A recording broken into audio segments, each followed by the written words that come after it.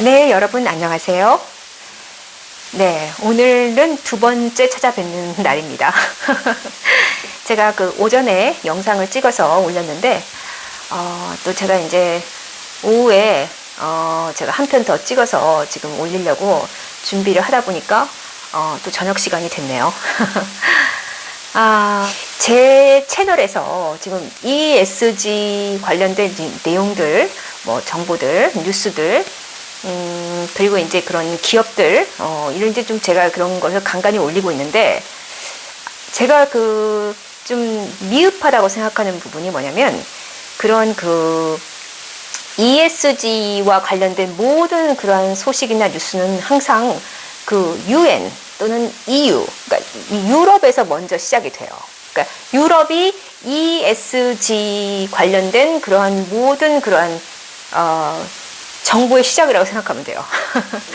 그 정도로, 이게 거기에서 이제 그 유럽에 있는 기후 관련된 그러한 조직들, 기관들, 기후 위기와 관련된 여러 가지 그러한 그 평가 기관들, 그런 기관들이 이제 다 이런 ESG와 관련된 여러 가지 정책을 내놓고 규제책을 내놓고 이번에 7월 달에 통과된 그 탄소 국경세도 결국 EU가 이제 나서서 정말 이렇게 선제적으로 제정을 한다고 한 거거든요. 이런 식으로 이제, EU가 이제 이런 녹색 경제, 이 그린 이코노미, 또는 이렇게 ESG 경영을 먼저 이렇게 선도해가는 그런 면이 있어요. 그래서 그런 ESG 관련된 글로벌한 뉴스, 그러니까 글로벌 뉴스를 제가 좀, 그것도 일주일에 한두 번은 제가 보내드려야겠다. 그래서, 지금 제 채널에 ESG 글로벌을 다룰 예정이고요.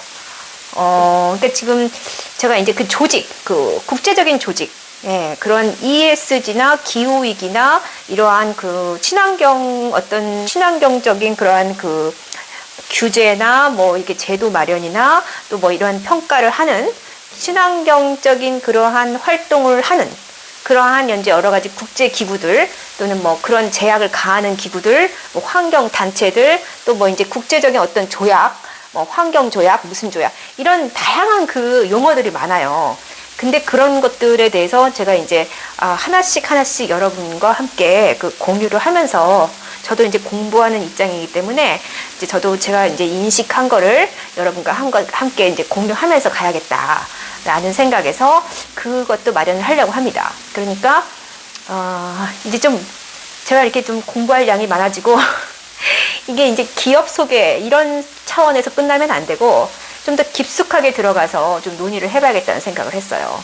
물론 이제 ESG 관련 해서 제가 이렇게 좀 발굴하고 싶은, 그러니까 제가 발굴해서 여러분께 소개하고 싶은 그러한 ESG 기업들도 여럿 있습니다. 아직도 많고요. 앞으로도 많이 소개할 예정이에요.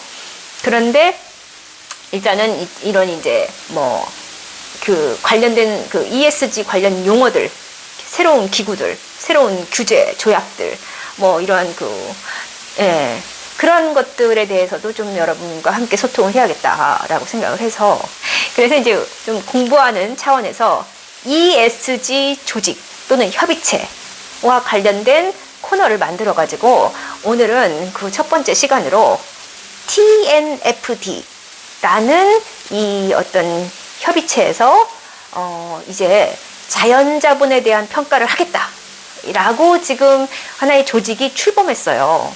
근데 이게 굉장한 영향력을 미치고 있기 때문에 앞으로 이제 지금 이 TNFD에서 새롭게 지금 마련할 이 자연자본의 공시 체계 이거는 앞으로 이제 정말 내년도에 이제 완성이 돼서 아마 내후년에는 이제 전 세계에 이게 이제 발표가 되고 전파가 될 예정이라고 합니다.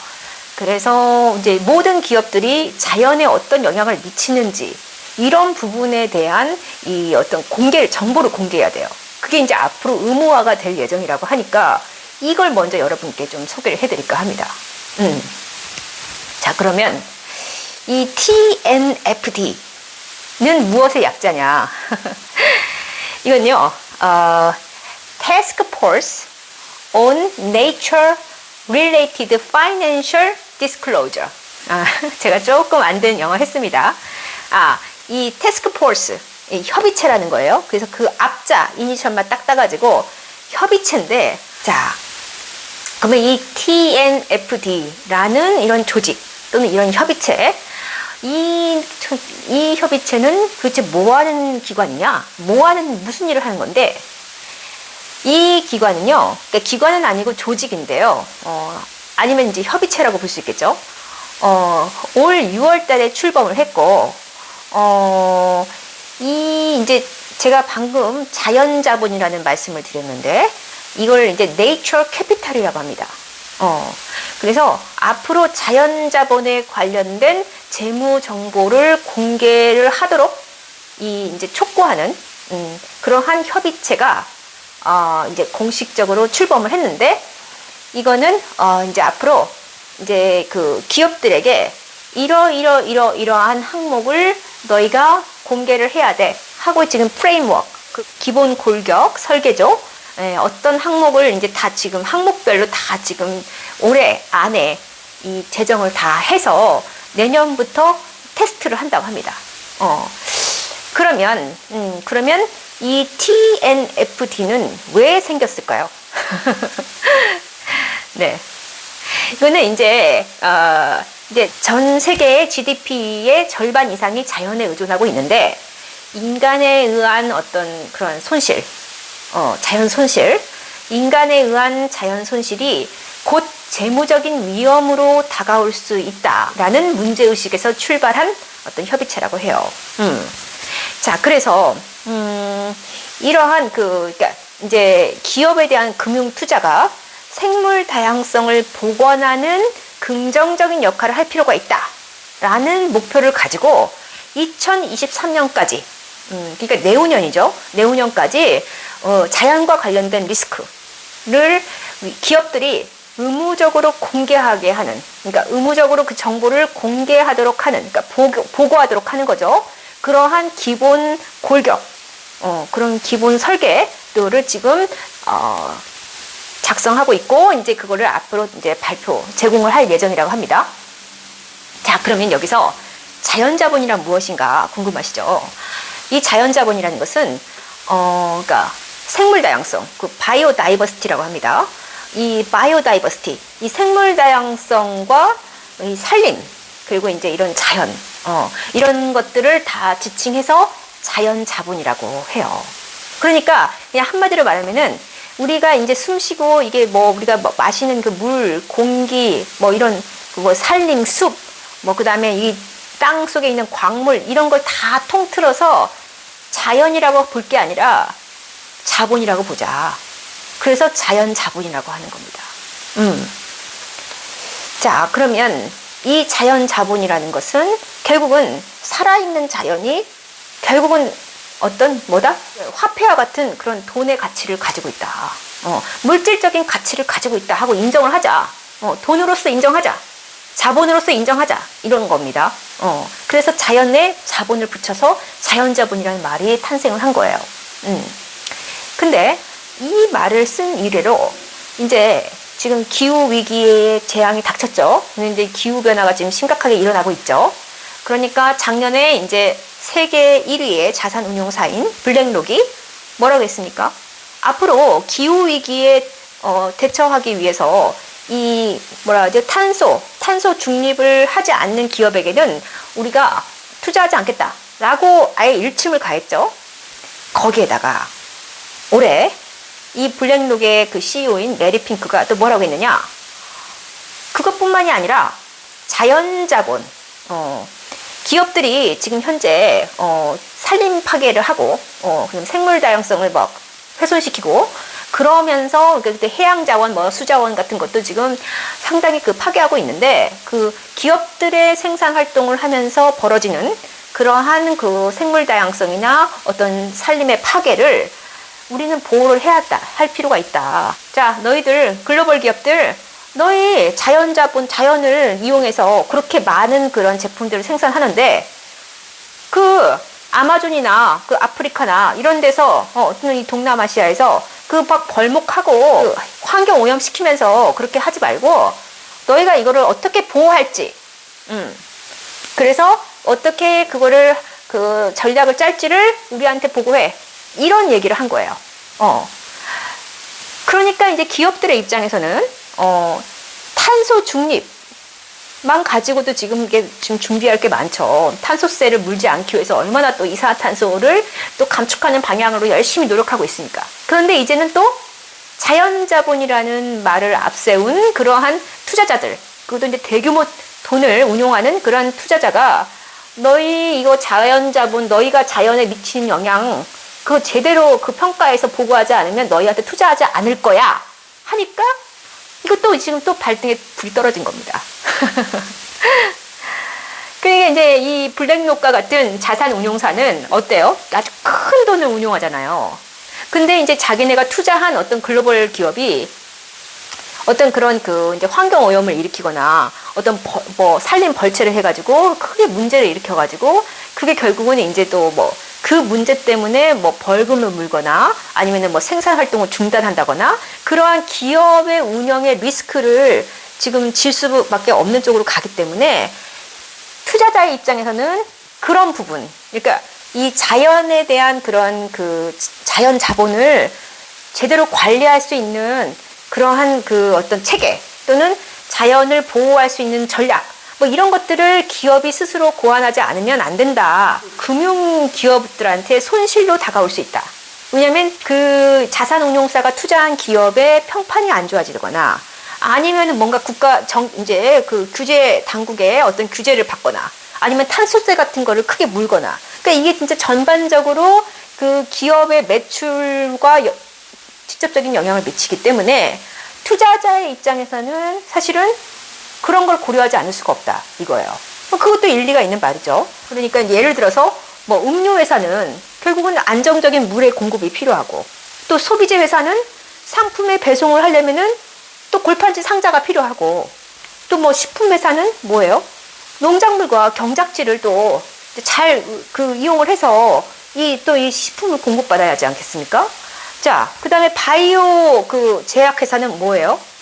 결국은 그것도 생태계에 의존해가지고, 동식물에서 그런 어떤 바이오 의약품을 또 추출해서 어떤 그런 관련된 DNA를 추출해가지고 가공해서 의약품을 만들지 않습니까? 그러니까 결국은 이러한 각각의 섹터에 있는 그러한 기업들은 그 어떤 그 자연자본에 의존하고 있기 때문에, 이러한 그 생태계의 붕괴로 인한 그 심각한 운영의 리스크를 지지 않으면 안 된다. 그러니까 투자자의 입장에서는 기업들이 그러한 위험, 리스크에 직면하는 것이 하려면 투자자의 입장에서는 그런 기업에 투자를 했을 때 굉장히 불안하겠죠. 손실이 커지지 않을까요? 그러니까 블랙록도 이러한 그 기업들이 결국은 자연자본의 고갈과 관련된 기업의 그런 리스크 관리를 하지 않으면 안 되고 그러면은 너희가 어떻게 리스크를 관리하고 있는지와 관련된 정보를 공개를 해라 하고 협박을 한 거죠. 그래서 이런 블랙록의 경고와 이 TNFD라는 협의체 조직의 어떤 공식적인 출범 이런 것들은 이제 결과적으로 무엇을 얘기하느냐? 이제 결국은 이렇게 지구의 생물 다양성이 파괴되거나 또는 이렇게 이 자연이 더 많은 생태계 서비스를 하지 못할 경우, 제공하지 못할 경우에는 결국은 자연의 붕괴로 이어지고 결국은 자연이 붕괴되면은 그것은 금융 위기로까지 이어질 수 있다라고 보는 겁니다. 자, 그래서 TNFD는 앞으로 2023년을 프레임워크 출시를 이제 완벽하게 그 2023년까지 그 기본 골격, 그러니까 기업들의 그 자연에 미치는 영향에 대한 평가나 기업들이 어떤 그 자연 관련된 그런 데이터를 공개하는 그 항목들이 있어요.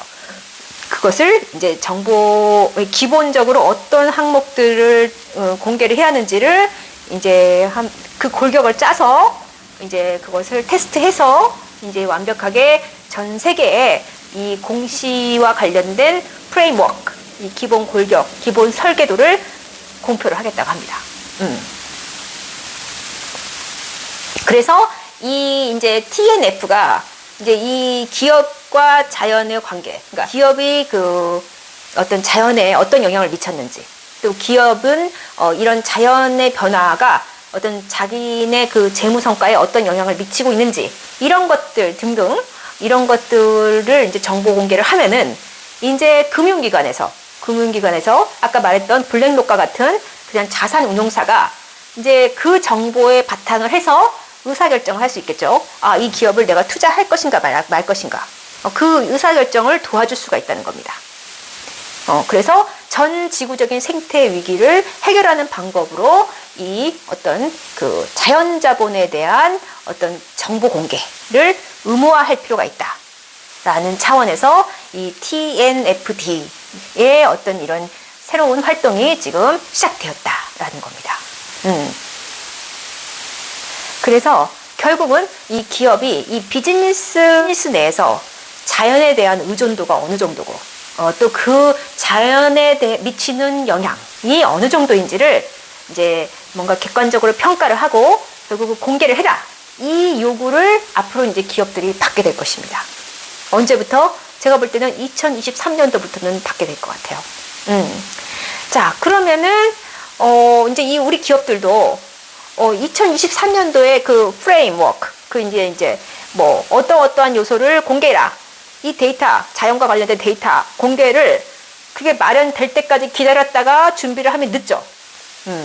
그러니까 금융기관이 무엇을 노리고 있고 또 어떤 정보 공개를 요구하는지, 그리고 이제 TNF가 어떤 것을 중시하는지를 이제 미리 알아서, 미리 파악해서 우리가 지금부터 준비를 해야 할 필요가 있다.